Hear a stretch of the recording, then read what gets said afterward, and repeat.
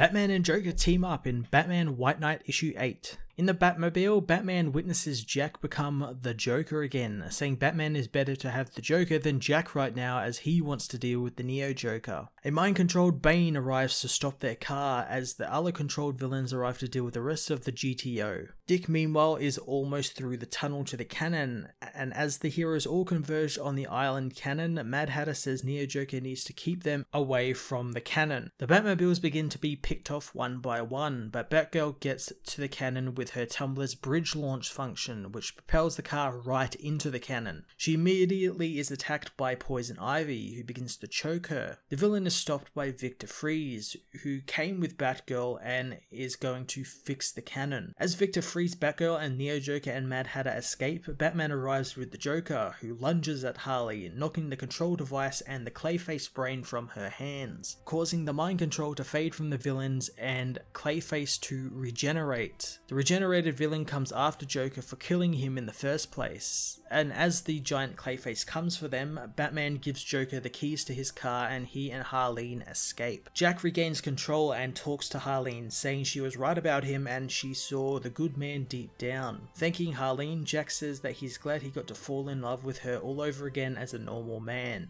The Joker fights back and the car begins speeding up because of it, and Neo-Joker and Hatter catch up with them as Jack loses control and they head for the closing blast door in the causeway. Activating the car's bat cycle, Jack says that he loves Harleen and for her to go and get the other Harley. The car and Jack explode as Harley on the bat cycle is thrown from the car and through the small blast door opening, racing after Neo-Joker. Thanks to the blast door being destroyed, water begins to flood the causeway, and in turn flooding the island and trapping the heroes and villains on it. Victor meanwhile gets his battery into the cannon, turning it into a heat ray that unfreezes Gotham City and its citizens. Batman meanwhile finds Jack's body and upon pulling him from the water finds he is still alive after successfully giving him CPR. Regaining consciousness, Jack asks Batman where Harleen is. Harleen meanwhile catches Harley beating the Neo-Joker for killing Jack. She stabs the Neo-Joker with one of her own knives, and Harley says that Harleen fell in love with the Joker, not Jack, and she doesn't want to admit she fell in love with an abusive serial killer. Harleen says that she loved him in spite of all of that, and before she lets herself stab Harley, a Duke calls her, saying Jack has been found alive. Harleen takes the Neo-Joker back to the docks, reuniting with Jack. Jack tells Batman a deal's a deal and gives him a full confession on a thumb drive and wants to be taken back to Arkham where he belongs. Taken to the prison, Jack finds that he has been given a bigger, nicer cell as a thanks from Gotham for his help. Before Jim and Batman leave, Jack asks that they marry him and Harleen. Getting a priest, the two are married, but before Jack can say I do, he turns back into the Joker permanently, and the Joker says I do. Later on, Batman meets with Dick and Barbara, bringing with him Alfred's final letter, in hopes that they could read it together. Alfred's letter tells Bruce that while he might feel alone, he's glad Bruce is reading the letter, since it means he's accepted Dick and Barbara into his heart, and knows love is essential for moving forward.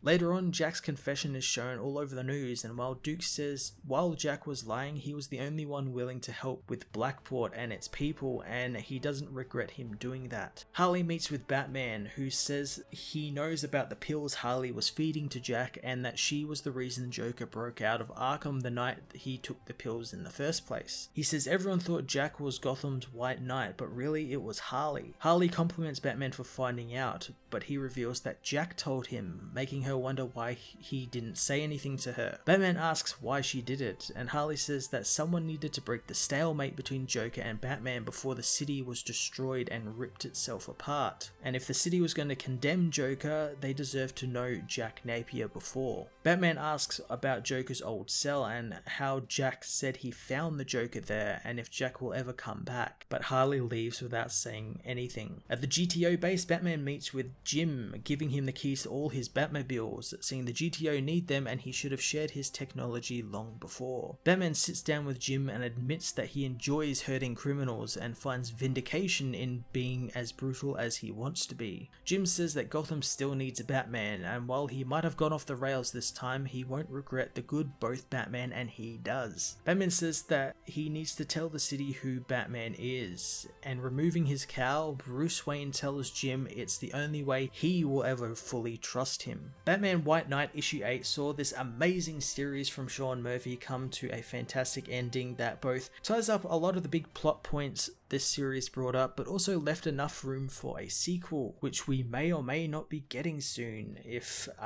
Sean Murphy's teasing is correct. I absolutely loved the characterization of every hero and villain that was in this story. It was different, but also familiar and didn't change the core aspects of those characters. The story also gave Harley Quinn an amazing character arc that I think a lot of writers of the main DC Universe books could learn a thing from. She wasn't just included because she is popular, but because Sean Murphy had a great story he could tell with her, and it was a great experience. I can't wait to see what he has in store for this universe going forward and what he plans to do next. I'm going to give this issue a 10 out of 10. Hey everyone, thanks for watching my newest video. If you enjoyed it, you might also like to check out my other reviews here on my channel. You can also follow me on various social media platforms like Twitter by searching Matt_FOS, or even join the Comic Multiverse Discord server and chat with other comic book fans, including myself and Joel from Cape Joel. Want cheap comics and trades? Head over to the book depository with the link in the description to get the cheapest trades and comics around, along with free shipping anywhere in the world. Until next time, this has been Matt of the Fortress of Solitude. Thank you so much for watching.